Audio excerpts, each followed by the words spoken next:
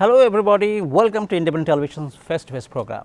Our guest today is Stephen Ibelli, the Public Affairs Counselor at the US Embassy in Dhaka. You know, the US has recently published 2023 country reports on human rights practices. As mandated by the US Congress, every year since 1977, US State Department's officials track, examine and document the human rights practices or records in nearly 200 countries and territories around the world. We will discuss today the methodology, the purposes and of course, the impacts of the reports. Welcome Mr. Ibelli. Thank you so much. Assalamu alaikum. Walaikum assalam. Okay, let's begin with the first question. Of course, please. Why does the USA have to do it? I mean the reports. Yes, no, thanks Shamim for that great question. Really, as you said, it's congressionally mandated since 1977, and so it's a way to look at human rights globally across the world, and to see if there's progress, to see if we've made progress, to see if there's been backsliding, to really document how we're looking at human rights globally.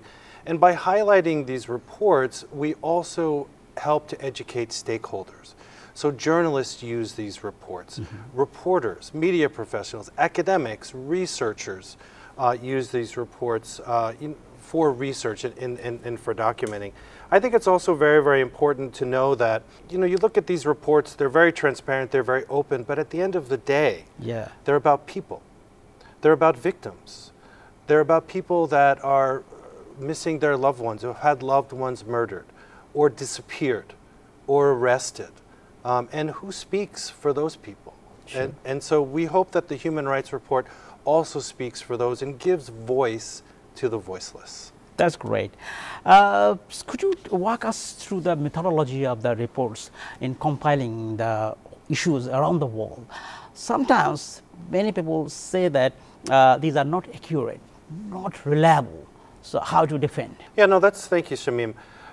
As diplomats, we talk to a lot of people. We talk to all levels of society. And so when we're gathering these reports, we are talking to government officials, to civil society, to non-government organizations, both domestically and internationally. These reports are collected, the information is vetted, and also we ensure that there's accuracy. These reports are all the same. We do these reports for 200 countries, the format is the same.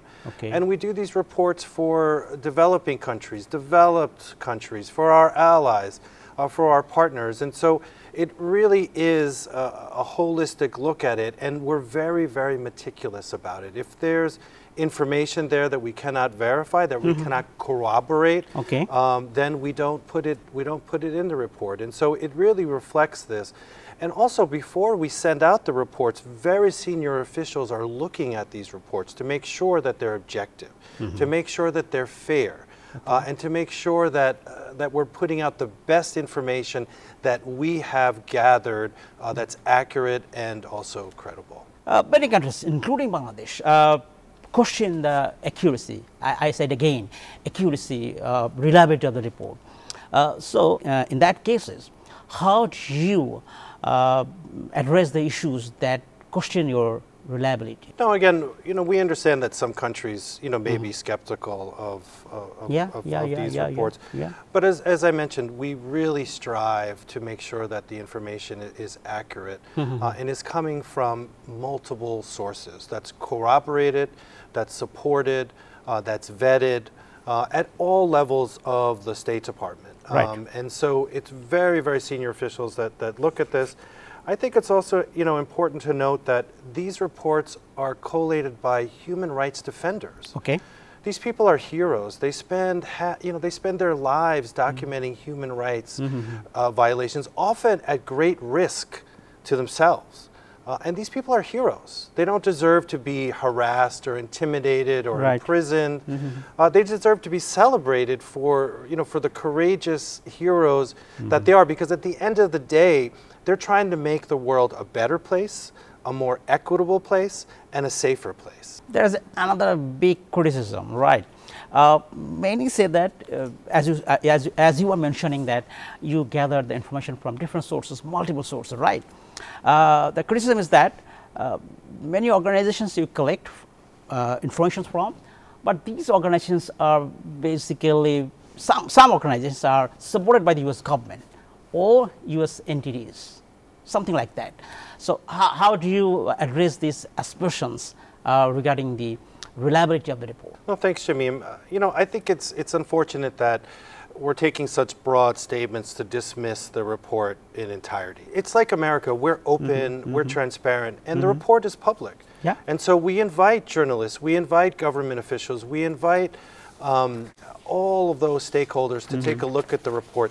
The report also is a gateway to start the conversation with the government, to engage on those issues. And we invite the government to investigate these reports, to look at these incidents themselves, to take action, to hold people accountable. It's really, really important that we have that.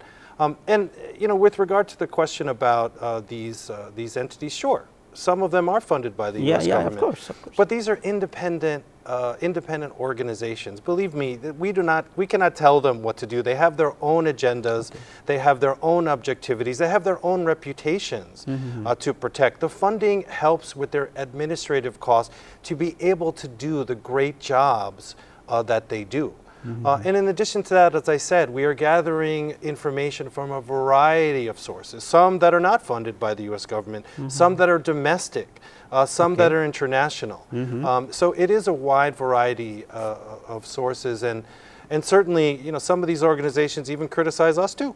And we welcome that, because again, we're open, we want to be transparent, we want to have the conversation to make things better, especially for the victims, especially for these folks that just haven't had the chance to be able to do that themselves. Universal Periodic Review, UPR, as a unique mechanism of UN Human Rights Council, right? Yes. That calls for each country who are members of the UN to undergo a peer review of their human records.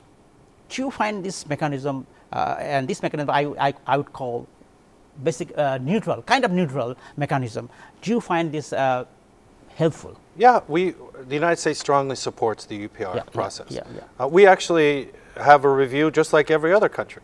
And it's an opportunity for the member states to talk to other member states about their concerns or about other issues regarding human rights.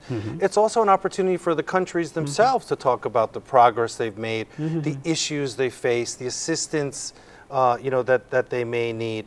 So it's really, really, really important. You know, in addition, the Office of the High Commissioner for Refugees has special rapporteurs. These are independent folks. They're hired for a certain period, usually 3 years, and they travel around the world. They're experts in human rights, and they travel around the world bringing light and shedding light on these human rights issues. So we hope, you know, the government of Bangladesh will look favorably and approve their request to visit Bangladesh to start the conversation, to work towards getting justice for some of these victims, for being able to represent the folks that maybe cannot represent themselves. In the UPR, what kind of criticism you receive from other countries, peer countries? All kinds of things, you know, whether it's about, you know, the way, look, we all struggle with many, many things, you know, whether human trafficking or criminal types of things or discrimination. And so the United States takes those things very seriously. And we participate in a lot of international conventions.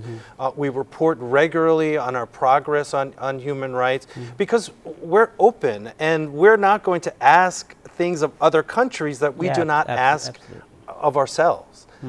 Because at the end of the day, we want to improve the situation for everybody. There is such a link between freedom and prosperity. The freer a country is, again, by data, the more prosperous it'll be. And you want to involve more members of your society. You want all of them to contribute. There is an economic value to human rights. there's an economic cost as well absolutely. to human rights. And so we want more, in this case, Bangladeshis to participate in their government. It makes things better when people can contribute to the conversation on policy, to contribute to the conversation on the direction that a country is going as well. Let's move to the impacts of the report, right? How do these annual reports contribute to changing the human rights situation globally? And also, what changes have they made so far? Yeah, no, thank you, Shamim. I think human rights are an essential building block to national security. Yeah. Countries that have more freedoms, that respect human rights, are more stable, they're more secure, and as we talked about, they're more prosperous. And shining a light on these, these violations or abuses or challenges can really help to forward a society and empower people to advocate for change, to advocate for positive change. Some great examples, from Brazil to Mexico to South Africa is about unions, where people are organizing better. They're organizing unions. They're collectively bargaining. The data shows that when people can join unions, they tend to have better pay and better benefits. So that's one great example, across the world. Another great example is in Jordan, where kids with disabilities were not allowed to go to school. And so through the Human Rights Report, Jordan made amazing changes, and now kids with disabilities are getting the benefits of school, getting the benefits of an education, getting the benefits of socialization that they need, and they're not sequestered or hidden at home. And so, those are really wonderful things. And, as Secretary Blinken said as well, the reports really strengthen human rights defenders in their courageous pursuits of human rights, violations, and shining a light on that.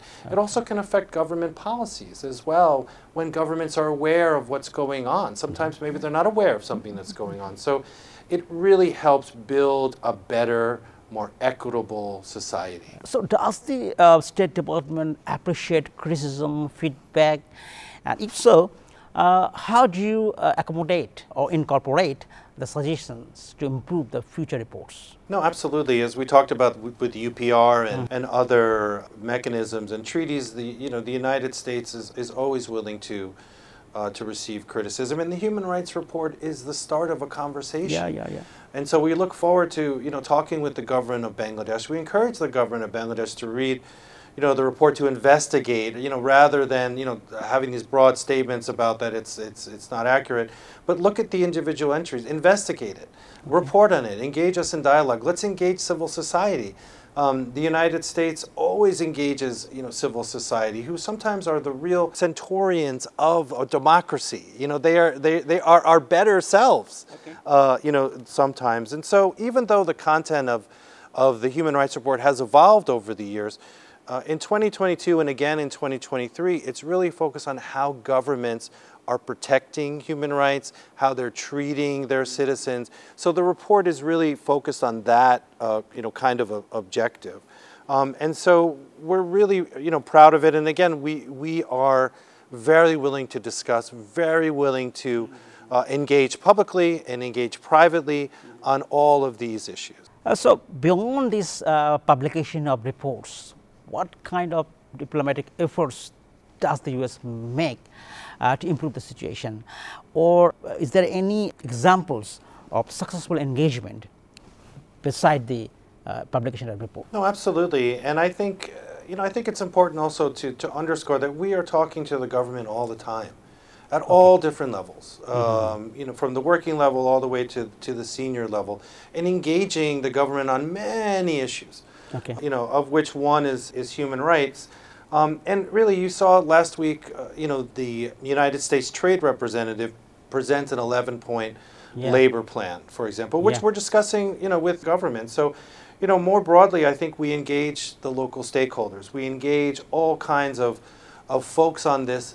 And there are many tools to this. We talk publicly. We talk privately. We engage the stakeholders. We, there are more coercive methods that we can use as well. to really try to, to foment corrective action or sort of to take, corrective action. The U.S. Congress can withhold funding. The government in general can withhold funding to folks that are violating human rights. Okay. We also recognize those wonderful heroes, those human rights defenders. The 2024 International Woman of Courage, Bangladeshi. Yeah. The 2023 Human Rights Defender Award, Bangladeshi. Yes. These awards are given personally, directly by Secretary Blinken. Because we know the symbol of how powerful it is to recognize people that risk their lives sometimes for this. And so we want to really, really show that. And as I said, there's a whole level of ranges of actions publicly and privately that we engage in because we believe it will help a country. We believe it. Okay. It has helped the United States time and time again. It's always helpful to bring things into the light and not let them stay in the dark. Thank you, Mr. Ibelli, for a very insightful discussion. Onek dhonobad. Onek dhonobad. Thanks for your time. Onek shonobad janai. Onek dhonobad. Thank you so much. Today, we have had a comprehensive discussion with Stephen Ibelli, the U.S. official in Dhaka. Mr. Ibelli had shed lights on the country reports of U.S. Thank you for watching. Stay tuned with Independent Television and Independent Digital.